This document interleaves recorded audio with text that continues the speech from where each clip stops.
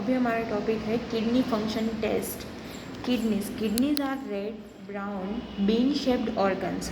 वो red colour की होती है और बीन शेप्ड होती है। Each about the size of one's feet and located at the back of abdomen on the other side of spine. वो हमारी पीठ के पीछे की साइड पे होती है, बैक पे। The right kidney is slightly lower than the left. जो राइट किडनी होती है वो स्लाइटली लोअर नीचे की तरह होती है लेफ़्ट साइड पे, because the space of occupied by the liver above it, क्योंकि वहाँ पे लीवर की जगह लीवर फिट हुआ होता है। Each kidney weighs about 160 grams. Each kidney, एक किडनी का वेट 160 ग्राम होता है। सो इस तरह से वो 12 सेमी लॉन्ग और 6 सेमी वाइड और थिक 3 सेमी गहरी होती है, 6 सेमी वो वाइडर होती है। The kidney is protected by 3 layers of connective tissues. जो किडनी है वो 3 लेयर्स ऑफ कनेक्टिव टिश्यूज से बनी होती है। The structural and functional unit of kidney is nephron. उसका स्ट्रक्चरल और फिजिकल जो फंक्शन है वो है nephron. Kidneys are connected to the aorta. Kidney वो कनेक्टेड होती है। It's main artery that runs directly from the heart in body. जो वो एक वेन्स का कनेक्ट होती है, जो बिग वेन होती है, जो हमारे हार्ट से डायरेक्टली कनेक्ट है। They receive impure bloods from heart. जो इम्प्योर ब्लड यानी कि अशुद्ध, जो पशुरत नहीं है ऐसा ब्लड, जो प्योर नहीं है ऐसा ब्लड डायरेक्टली हार्ट से रिसीव करती है और रिटर्न उसको फिल्टर करते return back to the heart through the largest vein in the body. Through the largest vein वो डायरेक्टली फिल्टरेट ब्लड को रिटर्न करती है। जैसे कि उसका एग्जांपल है vena cava. They are excretory organs of our body. वो हमारे उत्सर्जन ऑर्गन्स के जैसे उसको कहा जाता है। The internal environment is regulated mainly by 2 pair of organ. जो हमारा इंटरनल ऑर्गन का एनवायरनमेंट है वो रेगुलेटेड होता है 2 पेयर ऑफ ऑर्गन से। एक तो लंग्स और दूसरा है किडनी।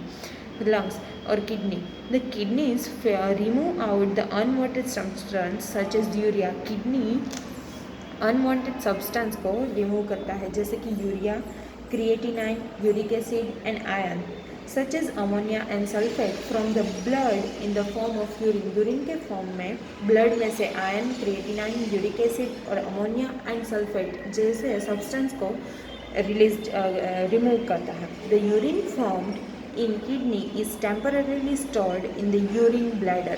यूरिन फॉर्म में जो हमारी किडनी में यूरिन फॉर्म में जो यूरिन स्टोर होता है वो टेम्पररी होता है और वो यूरिनरी ब्लैडर में स्टोर होता है। Then it is excreted out. Then वो रिलीज होता है, बाहर जाता है।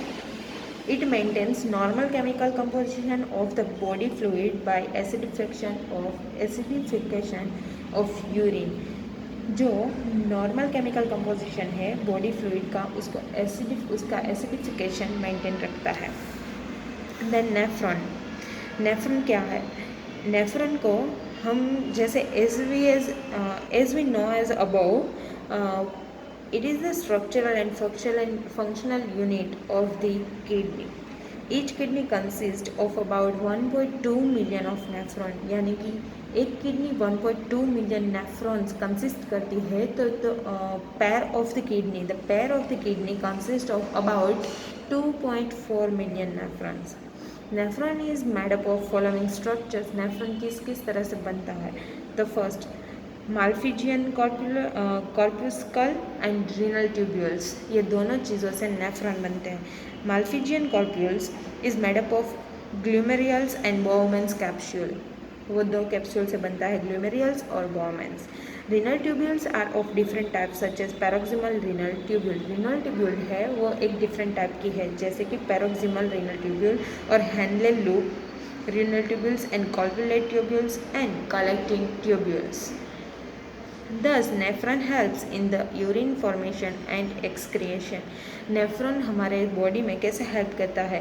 जैसे कि यूरिन के फॉर्मेशन में और यूरिन के रिलीज होने में। Now come to the urine formation.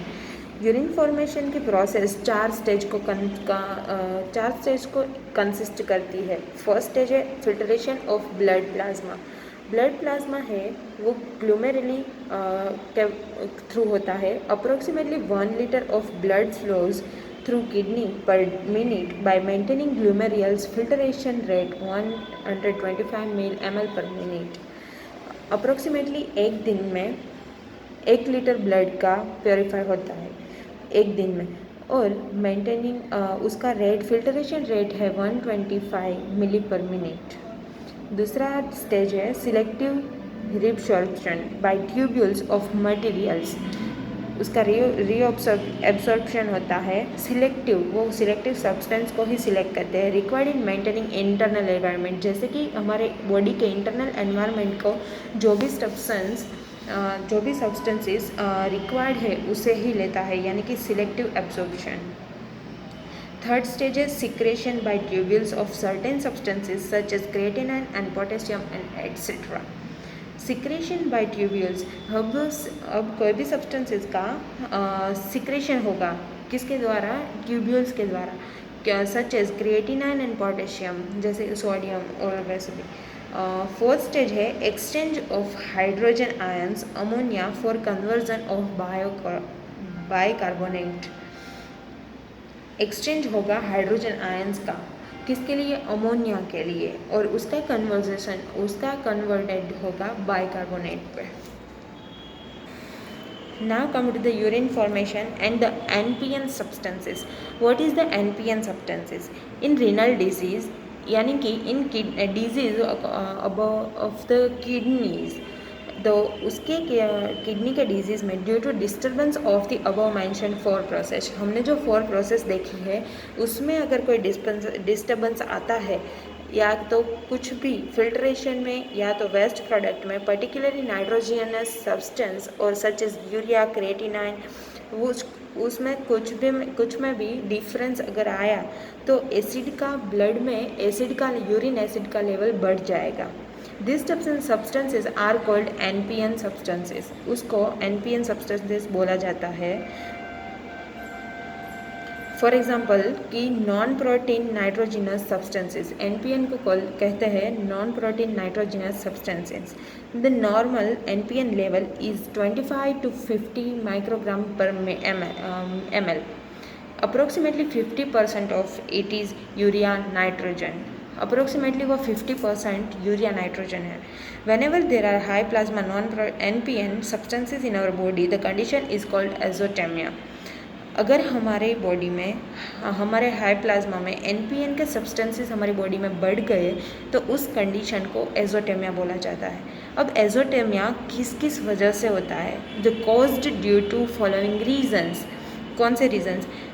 वो 3 रीजन्स की वजह से होता है। Increase tissue protein catabolism, second axis breakdown of blood protein, and third diminishes excretion of urea. अगर प्रोटीन टिश्यू का कैटाबॉलिज्म बढ़ गया तो भी हो सकता है। Second axis breakdown of blood protein, अगर ब्लड प्रोटीन ज़्यादा हो गया तब, अगर यूरिया रिलीज नहीं हो रहा है तब। On the basis of that, एजोटेमिया condition is covered up into 3 conditions. अब एजोटेमिया 3 condition में covered up है, prerenal condition, renal condition and post renal conditions. अब प्री-रीनल कंडीशन में क्या है? It is due to diminished renal plasma flow, fall in glomerulus filtration rate, it's called GFR, and thus rise in plasma urea. अगर release नहीं हो plasma, it is due to released renal plasma. Then for example fever, congestive heart failures, low blood pressure and high intake of protein. अगर इतनी चीज़ें अगर हो रही है तभी प्री रीनल कंडीशन कहा जा सकता है। रीनल कंडीशन में क्या होता है? It is associated with renal disease, ये किडनी के डिजीज़ के साथ एसोसिएटेड है। Hence with the fall in the GFR rate, अगर वो GFR रेट डिक्रीज हुआ तभी। This is in seen acute, अगर glomerulonephritis and chronic renal failures and acute tubular necrosis अगर बढ़ गया तो वो रीनल कंडीशन को माना जा सकता है। Post renal condition. Post renal condition में क्या होता है? It is due to obstruction to the outflow of urine by stones in urinary tract. अगर यूरिनरी ट्रैक में कोई डिस्टर्बेंस आया, डिस्टर्बेंस यानी अवरोध यानी ऑब्स्ट्रक्शन आया कोई भी यूरिन स्टोन में, ये यूरिनरी ट्रैक में यूरिन स्टोन आया, या फिर ट्यूमरस ऑफ द ब्लैडर, अगर ट्यूमरस हुआ ब्लैडर में या कि गट्ठा जैसा, अगर हमारे यूरिन ब्लैडर में कोई गड्ढा हो जाए, वो गड्ढा जैसा हुआ, तभी वो अफेक्ट करेगा यूरेटर को और giving high plasma urea value. Urea value plasma में हमारे यूरिक एसिड बढ़ा देगा, तब वो पोस्ट रीनल डिजीज़ में माना जा सकता है। उसके लिए टेस्ट है, यूरिया का अगर टेस्ट करना है तो उसका इंट्रोडक्शन है। Urea is a major end product of the protein, nitrogen and metabolism in humans.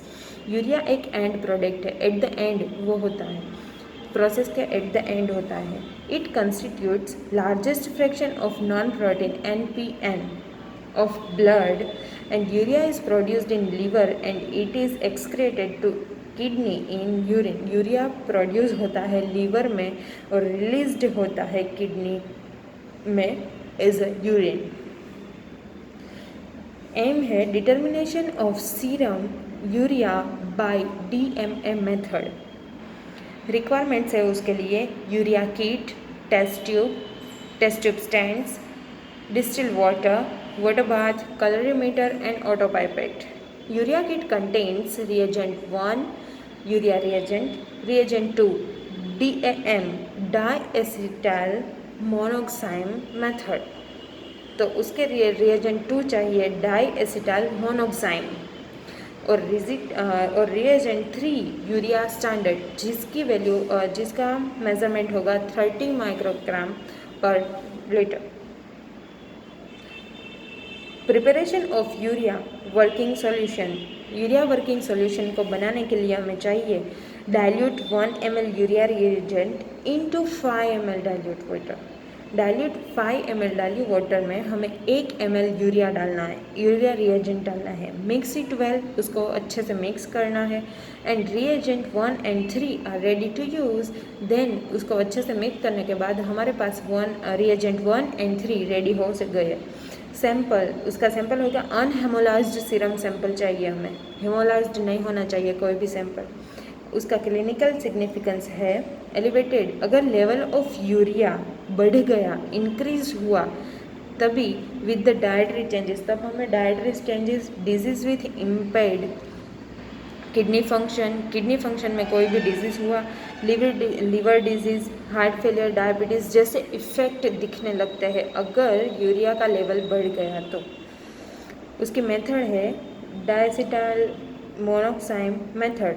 It is also performed by Berthelot method. Then now come to the principle. Serum urea reacts with a hot damp DAM in the presence of thiosemi carboxide। जो उसका principal है कि वो serum urea react करता है DAM के साथ, किसकी प्रेजेंस में? तो थायोसेमी कार्बोक्साइड एंजाइम की प्रेजेंस में। और उसके साथ रिएक्ट करने के बाद हमें रोज़ पर्पल कलर का एक कॉम्प्लेक्स फॉर्म मिलेगा, और जिसकी किस ओडी पे मिलेगा? 540 नैनोमीटर की ओडी पे हमें वो रिएजेंट मिलेगा। उसकी नॉर्मल रेंज है यूरिया की 7 to 21 microgram in dilute water. And BUN it means blood urea nitrogen, उसका नॉर्मल रेंज होगी 5 to 25 माइक्रोग्राम पर DL। अब उसका प्रोसीजर है, हमें 3 clean and dry test tube लेनी है, उसको लेबल करना है is a blank, standard and test. तो रिएजेंट में क्या क्या आएगा? वर्किंग रिएजेंट पर सारे रिएजेंट्स पर माइक्रोलीटर। रिएजेंट्स में आएगा working reagent, distilled water, standard test tube and serum. So blank, standard and test tube, तीनों टेस्ट ट्यूब में हमें 1000 माइक्रोलीटर वर्किंग रिएजेंट भरना है। फिर ब्लैंक में डिस्टिल्ड वाटर 10 माइक्रोलीटर डालना है। स्टैंडर्ड और टेस्ट वाली टेस्ट ट्यूब में कुछ नहीं करना। फिर स्टैंडर्ड की टेस्ट ट्यूब में हमें 10 microlitre standard volume standard sample डालना है, और सीरम वाले में हमें सीरम 10 माइक्रोलीटर सीरम डालना है। उसको फिर मिक्स करके अच्छे से mix it well and incubate for 10 minutes at room temperature. उसको इंक्यूबेट करना है 10 मिनट्स के लिए, एज इट इज़ रखना है उसको रूम टेम्परेचर पे। फिर उसका कलर डेवलपिंग होगा। कलर डेवलपिंग रिएजेंट हमें डालना पड़ेगा 1000 ml पर टेस्ट ट्यूब। सारे तीनों टेस्ट ट्यूब में हमें 1000 माइक्रोलीटर कलर डेवलपिंग रिएजेंट डालना है। फिर उसको वापस से मिक्स करके उसको 10 मिनट्स के लिए इंक्यूबेट करना है एट द रूम टेम्परेचर। उसकी ओडी हमें 570 to 620 नैनोमीटर पर लेनी है। उसकी कैलकुलेशन कैसे है? Urea is equal to OD of text into concentration of standard volume. Standard volume कितना था? 440 microgram per litre and upon OD of standard volume standard sample. Okay, then blood urea nitrogen आएगा हमें urea into 0.467, ऐसे हमें answer मिलेगा। अब blood urea nitrogen BUN क्या है? It is a test performed to measure the amount of nitrogen in blood that comes from the waste product. ये test हम नाइट्रोजन का अमाउंट हमारे ब्लड में कितना है वो जानने के लिए करते हैं, और वो ब्लड में नाइट्रोजन का लेवल कहाँ से आता है? तो फ्रॉम द वेस्ट प्रोडक्ट यानी कि यूरिया।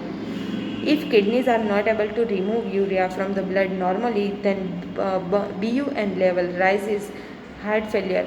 अगर हमारी किडनी एबल नहीं है कि उसमें से पूरा का पूरा यूरिन लेवल रिमूव कर सके, तब ये BUN लेवल राइज होता है यानी कि इंक्रीज होता है, और तभी हमें heart disease, dehydration, diet full of protein can make also BUN level higher, तब हमारा BUN लेवल हायर हो जाता है।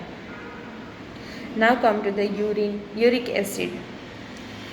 Uric acid is the end product of purine metabolism. It circulates in plasma as a form of urate. वो circulate करता है plasma में as a form of urate के फॉर्म में। It is filtered from blood by glomerulus and partially reabsorbed in tubules. वो filtrate कहाँ से होता है? तो ब्लड से। किसकी मदद से? ग्लूमेरस एंड पार्शियली रीऑब्जर्व्ड की मदद से। उसका एम है determination of serum uric acid by uricase method. Requirement है uric acid kit, test tube stand, colorimeter, autopipette. अब uric acid contents, it means के uric acid includes uric acid reagent and uric acid standard sample. अब sample हमें unhaemolysed लेना है। Method uricase, उसका clinical significance है कि the estimation of uric acid is for detection of hyperuricaemia which is useful in differentiating गट। उसको estimation ढूंढना है हमें हाइपर यूरेसेमिया का, विच इज़ यूजफुल, वो कहाँ पे यूज़ होता है? In finding the gut, in finding difference in gut. Other conditions in which uric acid level increases are leukemia, polycythemia and renal disorder. हमें किडनी के डिजीज़ में या renal disorder, it means kidney के disease में ये conditions देखने को मिलेगी। उसका प्रिंसिपल है uric acid plus oxygen plus water in the presence of enzymes की प्रेजेंस में हमें इट गिव्स, वो देगा इतनी प्रोसेस होने के बाद वो allantoin plus carbon dioxide plus water के मॉलिक्यूल्स देगा।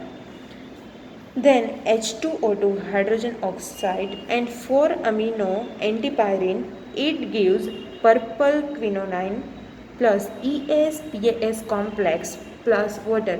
अब ESPAS वाटर का डिस्ट्रीब्यूशन है, E it means ethyl, SP means sulfopropyl and AS means एनसीडाइन।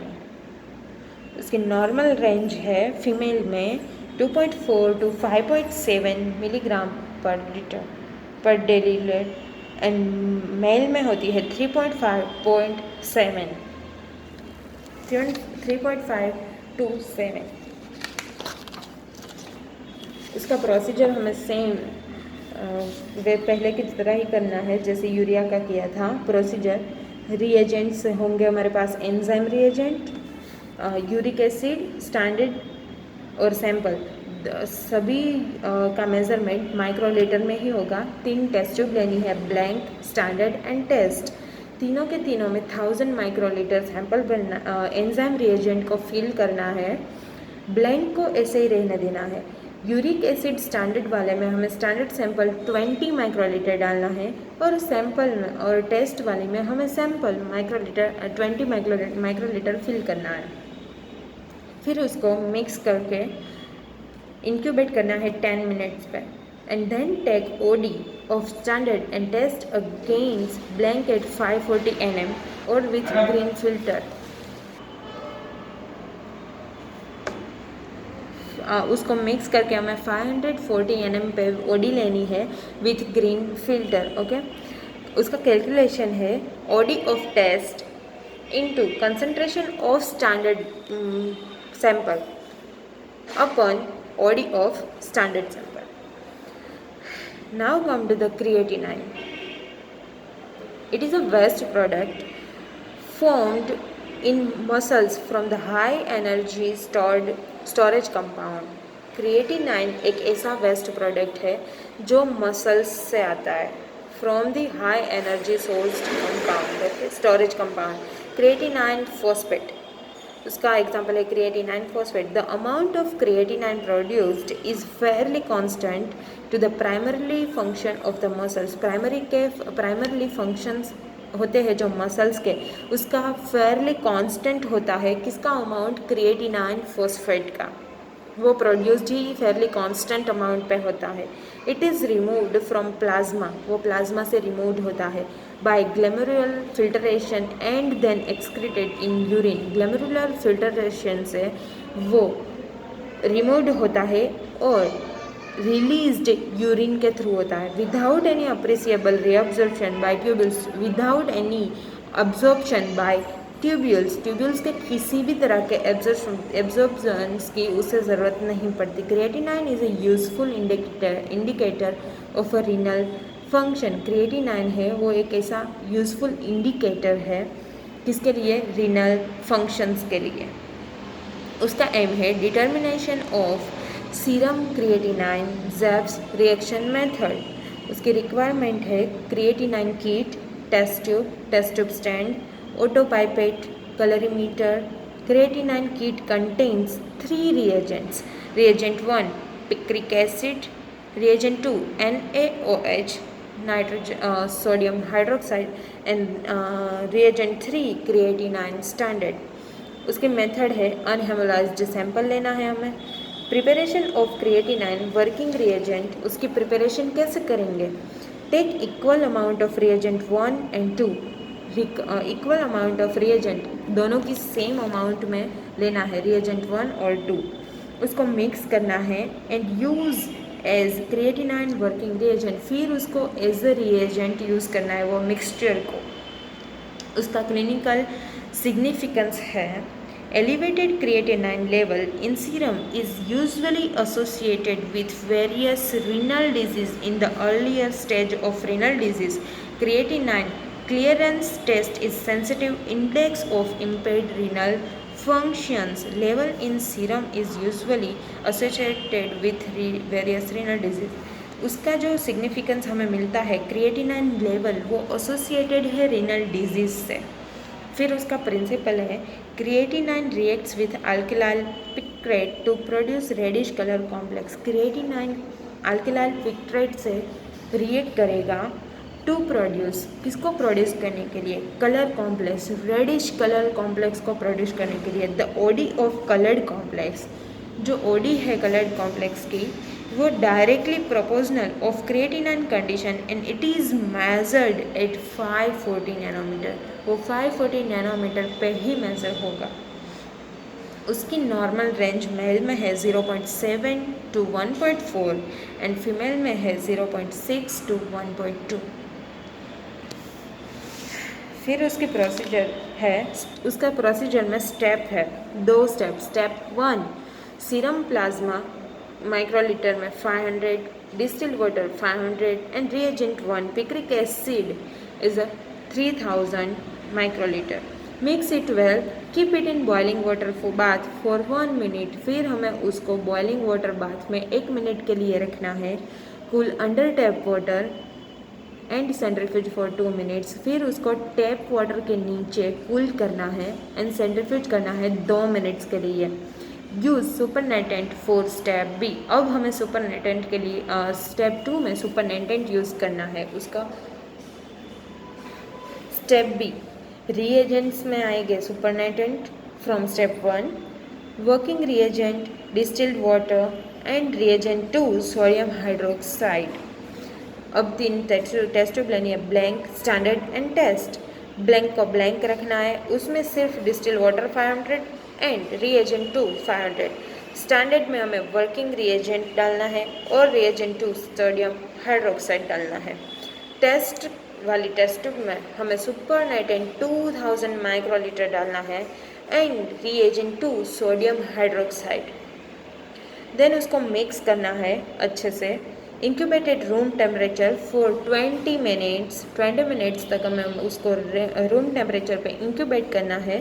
फिर उसकी ओडी लेनी है, reagent blank, standard and test against distil water के अगेंस्ट हमें उसकी ओडी लेनी है at 490 to 530 nanometre on green filter. अब उसकी कैलकुलेशन है, creatinine microgram per water is equal to OD of test minus OD of blank reagent into 3.0 upon OD of standard volume minus OD of reagent blank. अब हम sodium determination of serum electrolytes के बारे में जानेंगे। उसका पहला element है sodium. Sodium is the major extracellular cations which is associate with anions and it also provides a bulk of osmotically active solute in plasma. वो bulk में active solute का लेवल दिखाता है प्लाज्मा में, हमारे body fluid में। It helps in the distribution of body water significantly. वो body water में डिस्ट्रीब्यूशन, वो हेल्प्स करता है बॉडी वाटर को डिस्ट्रीब्यूशन करवाने में। A shift of sodium into cell की जो सोडियम में शिफ्ट होती है और loss of sodium from the body results in decrease of extra cellular fluid volume affecting circulations and renal function and nervous system function. जो sodium salt की हमारी body में शिफ्ट है, उसके रिजल्ट को डिक्रीज करके एक्स्ट्रा सेल्युलर फॉर्म में उसका वॉल्यूम को अफेक्ट करता है। जो सर्कुलेशन में सोडियम का लेवल रहता है उसको अफेक्ट करता है and renal function and nervous functions में भी उसको अफेक्ट करता है। उसका एम है determination of serum sodium by Maruna and Trinder method. उसकी रिक्वायरमेंट्स है sodium kit, test tube stand, autopipette and colorimeter. Sodium kit contains four reagents. Reagent 1 sodium PPT reagent, reagent 2 sodium standard reagent sample, reagent 3 color reagent and reagent 4 nitric acid washing solution. As a washing solution use करेंगे हम इसका। Method है Maruna and Trinder's method. Sample है unhaemolysed serum sample as we know. अब उसका clinical significance है, elevated sodium level are associated with dehydration central nervous system CNS और इसकी इंजरी और डिजीज़ में हाइपर एड्रीनोक्रोटिज्म अगर एंजाइम में ये हाई हो गया तभी उसका लेवल इंक्रीज्ड, तभी वो डिहाइड्रेशन पे पहुंचेगा। वह low sodium level is found during hypo metabolic acidosis and diarrhoea and renal disease in which sodium absorption is defective. उसका क्लिनिकल सिग्निफिकेंस है कि हमें डायरिया हो सकता है, मेटाबॉलिज्म के एसिडोसिस, एसिड का लेवल बढ़ सकता है। तो ये सारे डिजीज अगर आए तभी उसका क्लिनिकल सिग्निफिकेंस दिखेगा। अब उसका प्रिंसिपल है sodium is measured colorimetrically, colorimeter से उसका मेजरमेंट होगा। Sodium and proteins are precipitate with magnesium and uranyl acetates to form uranyl magnesium sodium acetate. उसका मैग्नीशियम और यूरेनाइल एसीटेट के फॉर्म से वो मैग्नीशियम सोडियम एसीटेट होगा। The precipitates are separated by centrifugation. Precipitation को हम centrifuge करेंगे और उसको सेपरेट करेंगे। The excess of urinal ions in supernatant will react with potassium ferrocyanide to produce a brownish color in acidic medium। जो axis है यूरेनल ions supernatant में जो हमें दिखते हैं will reacts with potassium ferrocyanide. वो पोटेशियम फेरोसाइनाइड के साथ रिएक्ट करेंगे और ब्राउनिश कलर एसिडिक मीडियम में दिखेगा। The absorption of the colour is measured at 540 nanometre and it is inversely proportional to concentration in the sample। वो inversely proportion आएगा concentration of the sample। उसकी procedure है pipette into 2 clean dry centrifuge tubes labeled as standard and test। Standard and test ऐसे दो तरह की label करते हैं, हमें टेस्ट ट्यूब रखनी है। उसमें रिएजेंट्स आएंगे, PPT reagents, standard and serum. उसमें स्टैंडर्ड टेस्ट ट्यूब में हम 1000 माइक्रोलीटर पीपीटी रिएजेंट भरेंगे, टेस्ट में भी ऐसा ही। स्टैंडर्ड टेस्ट ट्यूब में हम स्टैंडर्ड 20 माइक्रोलीटर स्टैंडर्ड वॉल्यूम भरेंगे और सीरम में हम 20 माइक्रोलीटर सीरम फिल करेंगे। Mix it well and incubate at room temperature for 5 minutes. उसको 5 मिनट तक हमें रूम टेम्परेचर पे इंक्यूबेट करना है। देन सेंट्रीफ्यूज करना है हमें 3000 RPM पर for 2 minutes to obtain a clear supernatant, क्योंकि हमें क्लियर सुपरनेटेंट चाहिए। स्टेप 2 उसका है जो pipette into clean dry test tube. Pipette को क्लीन ड्राई टेस्ट ट्यूब में रखना है और लेबल करना है blank, standard and test. Reagent रहेंगे distilled water, supernatant microlitre volume में supernatant, PPT reagent, acid reagent and coloured reagent. Blank test tube में हम कितना भरेंगे 2000 distil water, 2000 microlitre distil water, 50 microlitre PPT reagent,